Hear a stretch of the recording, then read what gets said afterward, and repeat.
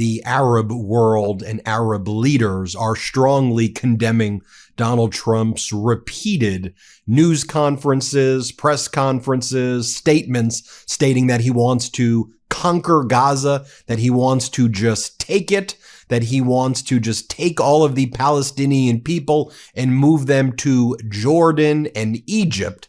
Egypt and Jordan, by the way, say, no, we don't agree to that. We're not having that happen. The only thing that we're agreeable to is a two-state solution.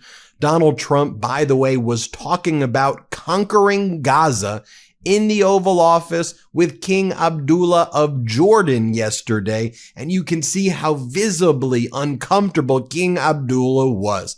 Let's rewind though, shall we? And let's take a look first at the origin of where these plans were hatched. You'll remember it and recall from our coverage here on the MeidasTouch network that we were trying to warn everybody, and it shouldn't have been just us, but when Israel's Prime Minister Benjamin Netanyahu took that trip to Mar-a-Lago multiple times, but during the campaign, July 26th, 2024, go back and look at what we were saying. We're saying clearly what they're doing there is trying to stop the ceasefire that former President Biden was trying to negotiate. The same way Donald Trump killed the border bill and said that it was a winning issue for him to have chaos at the border, and he didn't want to hand former President Biden a win on the border, Donald Trump kills things that he believes would be helpful to political opponents, even if it benefits we the people. Why? Donald Trump and Elon Musk said it. They want us to suffer. Those are their exact words, that the people need to suffer to be patriotic and support Donald Trump and Elon Musk. So let me show you this. Look, Margot Martins, Donald Trump's top advisor, one of his top advisors, July 26, 2024, he's hatching the plan there with Netanyahu. And they're talking crap about Kamala Harris. But what they're doing in private is they're coming up with their plan at that time to stop the ceasefire from happening, in my view, and to have Donald Trump lay the foundation to take over Gaza. Here, play this clip. No, I have no remarks. She's a radical left person, San Francisco, destroyed San Francisco. She's really a destroyer. She doesn't know how to build. And I think her remarks were disrespectful. They weren't very nice, pertaining to Israel. I actually don't know how a person who's Jewish can vote for her, but that's up to them. But she was certainly disrespectful to Israel, in my opinion. Now, you could rewind this even more than that. You'll remember our coverage here on the MeidasTouch network about Jared Kushner saying that what he wanted to do was turn Gaza into real estate property. He wanted to see it basically leveled and rebuilt, and the Palestinians moved out. This was years ago. Kushner was saying this.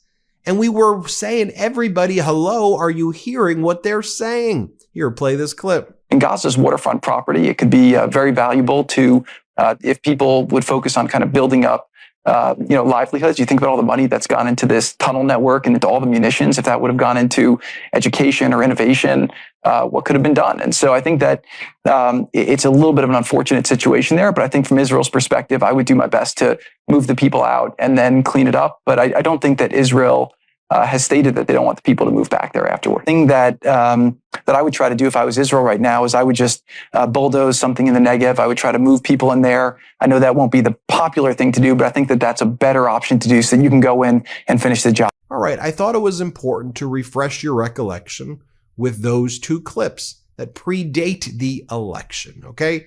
That's why it shocked me that there would be Muslims for Trump or Palestinians for Trump. That and for a variety of other reasons. I don't know. How about a Muslim ban? And how about the fact that, in contrast to what Trump was saying, Vice President Kamala Harris wanted a two-state solution. She wanted aid to flow into Gaza. Anyway, I digress. Here's Jordanian Deputy Prime Minister on CNN. And here he's very firm. No, you don't get to conquer Gaza. We in Jordan are not going to take all of the Palestinian people. We could do 2,000 for humanitarian reasons, kids with cancer and kids who are, been brutally maimed. We'll bring 2,000 kids. We're not taking the Palestinian people. Their homeland is in Palestine, is what they're saying. They have land right now. There needs to be a two-state solution. Here, play this clip. Again, we're having a conversation with the president. He presented his views. We presented ours. Our position is very clear in Jordan that we cannot afford any more refugees. We're the largest per capita host of refugees in the region. We have 35% of our population are refugees. So we made that clear, and I think the president understands that what we want is to achieve peace. What we want is to rebuild Gaza. And again, the president says that his plan is driven by his humanitarian concern, which we appreciate. Our position is that we can rebuild Gaza without Gazans leaving Gaza, and Gazans leaving Gaza will not be a solution. And for us in Jordan, it is a matter of stability and security, and therefore our position is that we should solve the Palestinian issue in Palestine, on Palestinian land, and this conversation with the administration will continue. I think the objective is to bring about peace. The president says he wants to bring about peace. We are partners for him in bringing about that peace and just peace. But our position is very clear. In order for peace to be lasting, for everybody to feel secure, we have to have the two-state solutions where Palestinians stay in Palestine and do not leave the country. Here's the Jordanian prime minister again talking about what King Abdullah wants. Notably, King Abdullah, when he was in the Oval Office, did not stand up to Donald Trump. And again, he looked very uncomfortable being in the Oval Office as Trump was saying all of those things. But King Abdullah left the dirty work to his deputy prime minister. Play this clip. Out front now for an exclusive interview, the foreign minister and deputy prime minister of Jordan, Ayman Safadi, who was in the room for that crucial meeting between President Trump and King Abdullah of Jordan today. So I appreciate your time, Minister Safadi. So you just hear President Trump there say, and I quote him, there's a parcel of land in Jordan. He said, parcel of land in Jordan where the Palestinians from Gaza will go live. Is that the case? Well, good evening, and thanks for having me. His Majesty did have a very good discussion with the president. Obviously, the presser took place before the expanded meeting where the ideas were discussed. President Trump presented his ideas. I believe he's driven by, as he said, humanitarian concern for Gaza. He believes that Gaza cannot rebuild without Gazans leaving their land. His Majesty was very clear that we have a plan through which we'll be able to rebuild Gaza without Gazans leaving their Gaza. And this is a key position for Jordan. Beyond that, I think we had a very good discussion. His Majesty made it very clear where we stand in terms of we can put up a plan that will rebuild Gaza without moving Gazans out of Gaza. Okay, so very clear on your plan, rebuild Gaza without moving Gazans out. And, I don't want to put words in your mouth, but just to be clear, parcel of land in Jordan does not fit with that. It sounded like you were very clear that Trump said that before the meeting with King Abdullah. So do you think he changed his mind on this parcel of land in Jordan, or is it unclear at this time? I think the president was very clear that he understands the key role Jordan plays, that Jordan's stability is key for the stability of the region.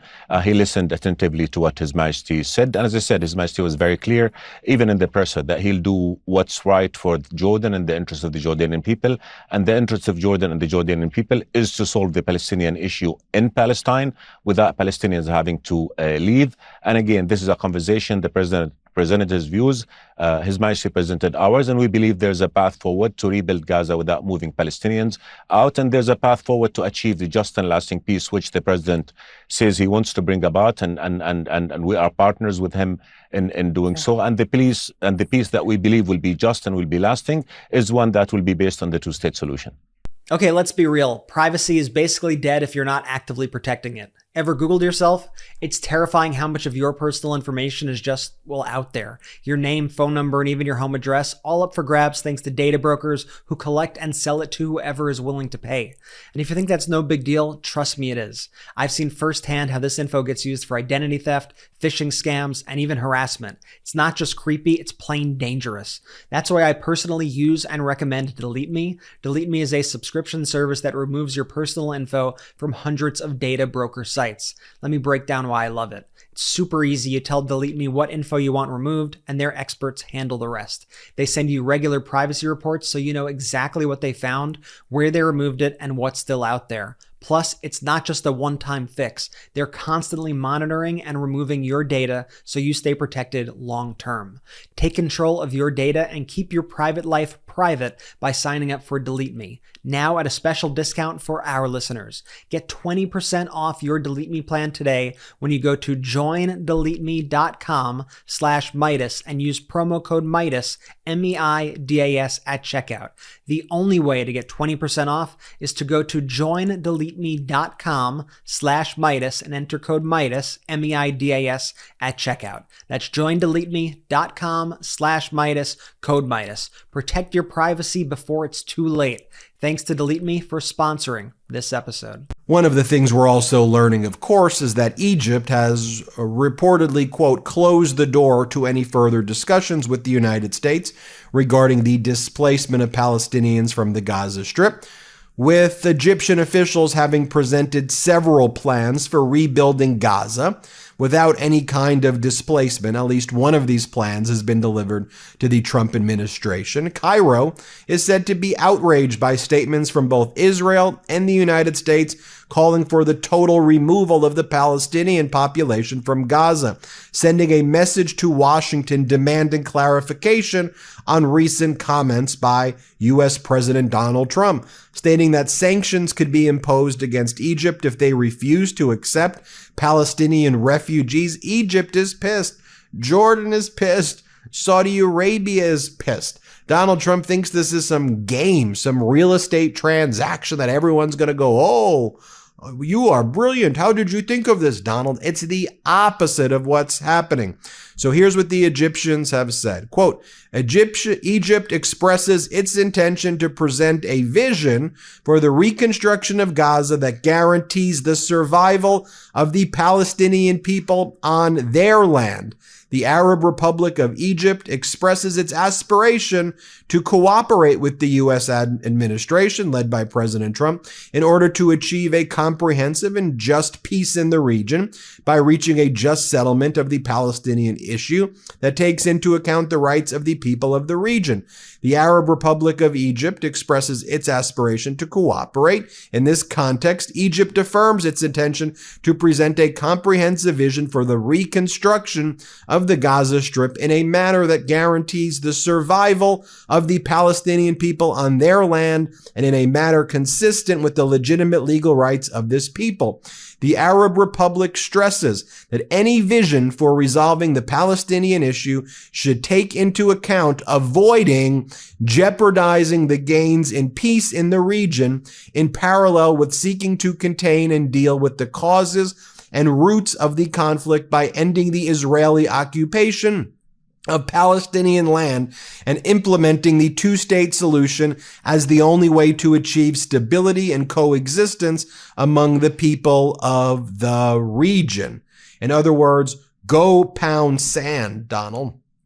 This is the Arab League's Hassam Zaki. Here he is, again, saying Gaza's not just some piece of property that you buy and sell, idiot Donald Trump. Here, play this clip. It is very clear that they have made their positions abundantly clear that this is rejected. It's not a workable plan.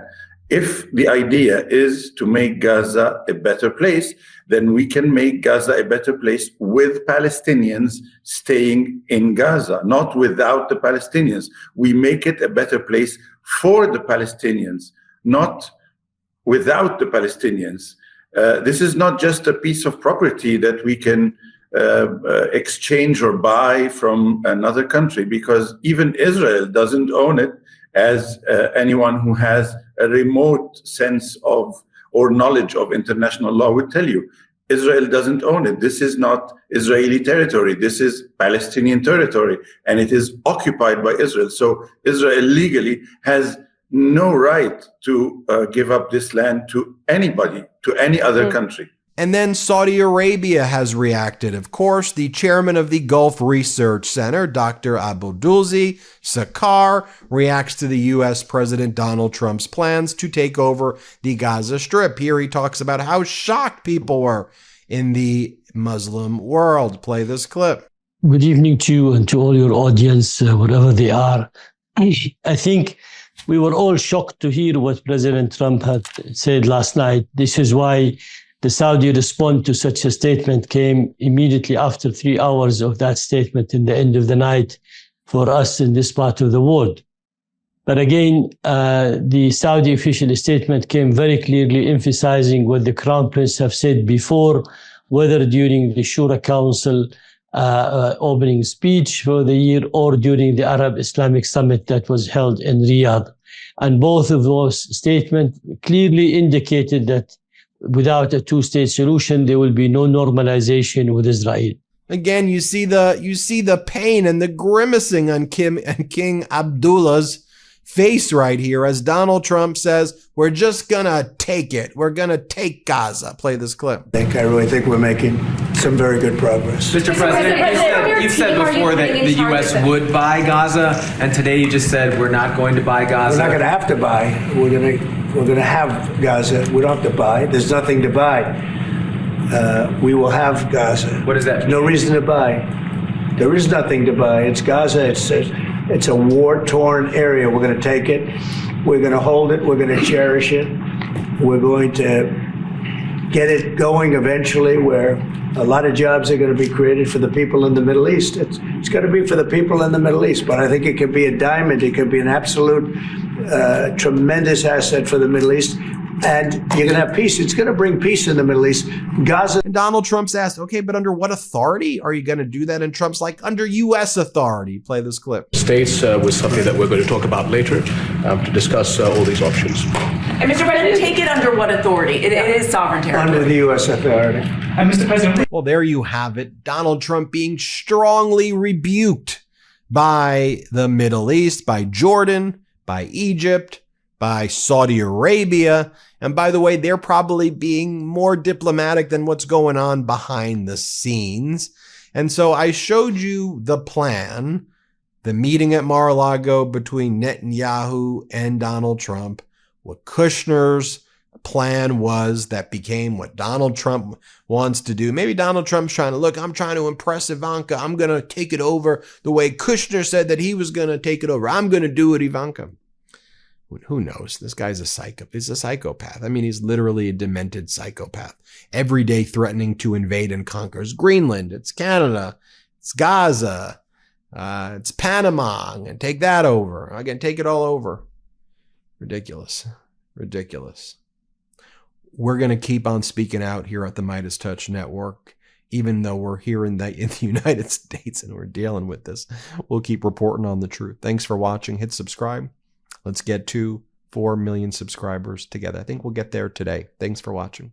Can't get enough Meidas? Check out the Meidas Plus Substack for ad-free articles, reports, podcasts, daily recaps from Ron Filipkowski, and more. Sign up for free now at MeidasPlus.com.